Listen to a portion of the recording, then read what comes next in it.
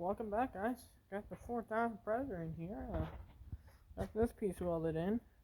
This piece is twisted, so I gotta heat up and weld it because I just looked at it. This piece I gotta do some more grinding on. And there's your crack down there. I am MIGing this with steel wire without gas. I know. It's not the best way to do it, but surprisingly, this middle piece, I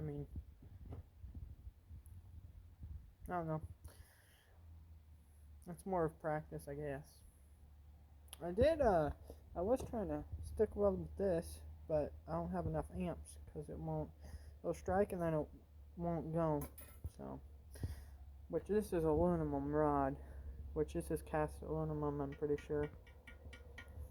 So, that would have been better.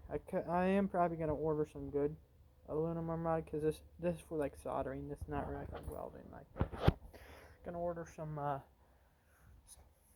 stick rods and yeah. Then using my little grinder with sanding wheel. Yeah. I mean, maybe I'll be able to fix it. Maybe I won't. Who knows? I want to thank everyone for watching. Please subscribe, like, comment, share this video if you haven't already, and I'll catch you guys on the next one. Thanks.